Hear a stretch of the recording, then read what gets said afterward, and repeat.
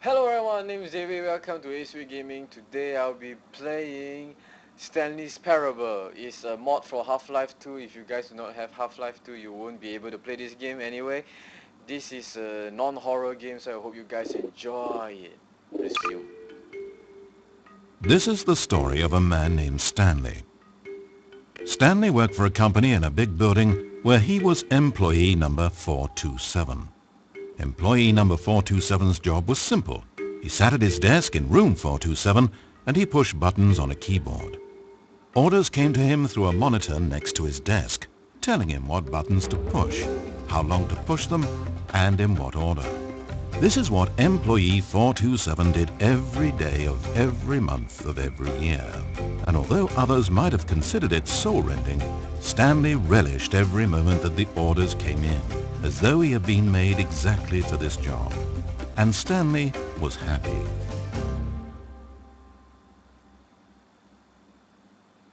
And then one day something very peculiar happened.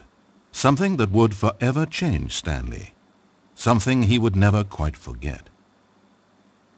He had been at his desk for nearly an hour when he realized that not one single order had arrived on a monitor for him to follow. No one had showed up to give him instructions, call a meeting, or even say hi. Never in all his years at the company had this happened, this complete isolation. Something was very clearly wrong. Shocked, frozen solid, Stanley found himself unable to move for the longest time. But as he came to his wits and regained his senses, he got up from his desk and walked out into the hallway. Oh, right now I'm able to walk. Shit, you poop on your chair? Alright. Stanley decided to go to the staff lounge to check on his co-workers. He never functioned well by himself and constantly needed support and guidance from others. So the thought of total solitude was terrifying to him.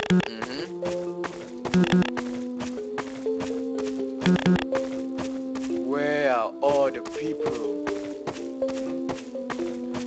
When Stanley came to a set of two open doors, he entered the door on his left. Left it is.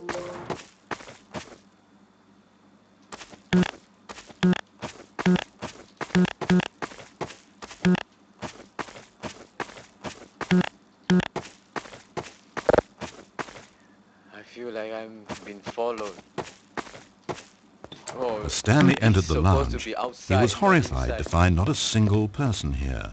He decided he would walk up to see his boss, hoping that he would find an answer there. Popular scientists and all this, I do not understand. Hey! That's a replica of that guy. Anyway, let's keep going. Where's everyone? Coming to a staircase, Stanley walked upstairs to his boss's office. Upstairs it is.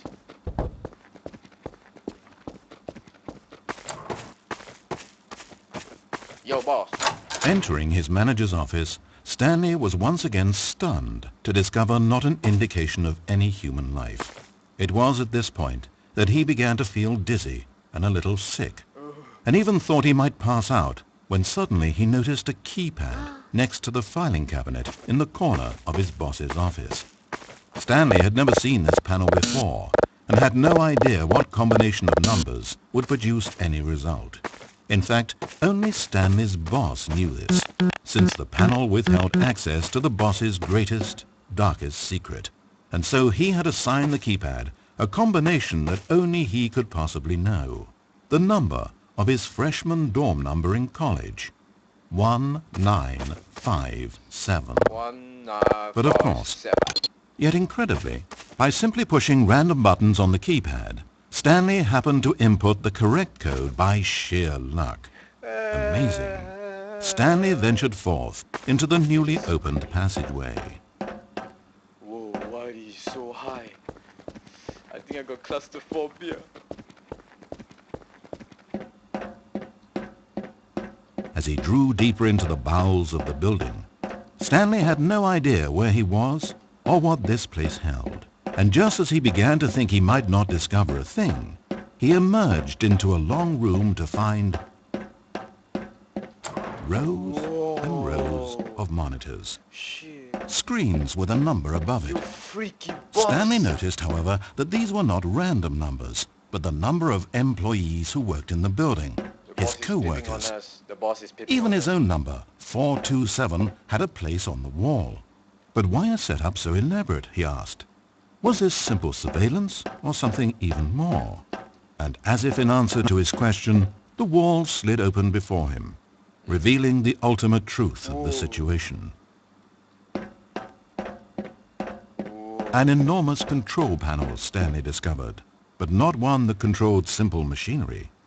Buttons were labeled with emotions: happy, sad.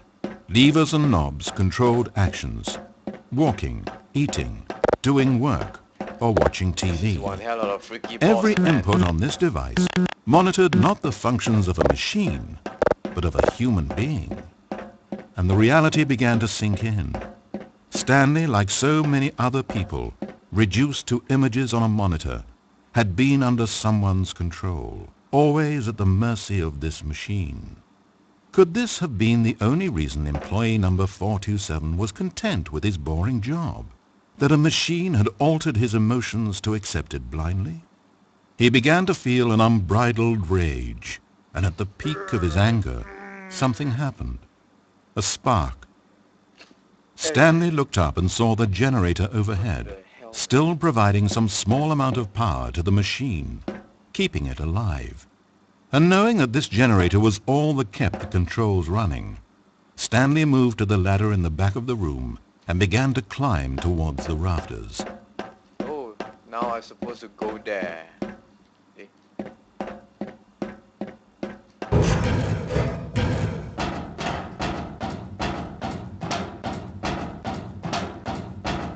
Just look at the length of the spark.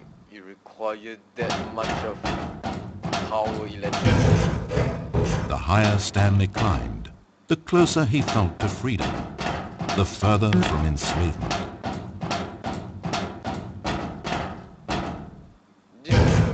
I still do not understand this story. Then what happened to all the people?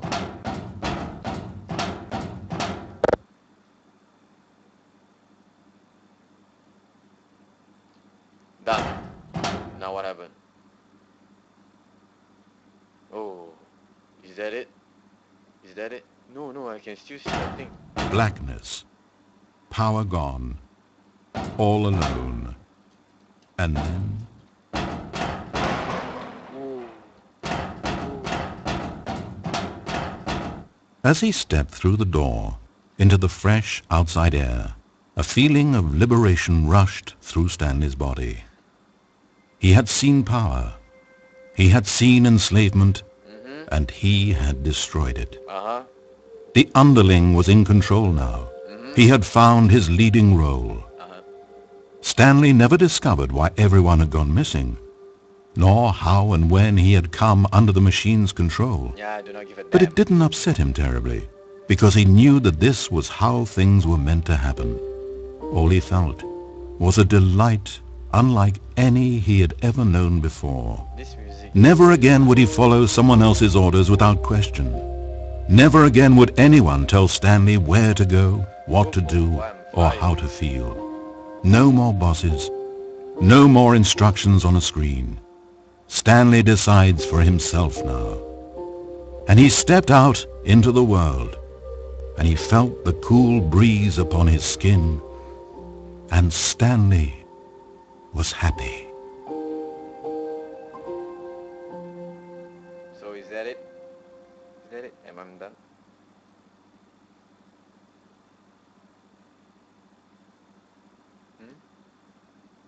Oh, it is done. Anyway, this game is the mod for the Half-Life 2. If you have not played it, try searching for the mod and play it, give it a try. This game is, I love the music, I love the narration. The narration is very awesome. And I hope you guys subscribe to my channel for more updates and more gameplay in the future. And once again, stay silent everyone.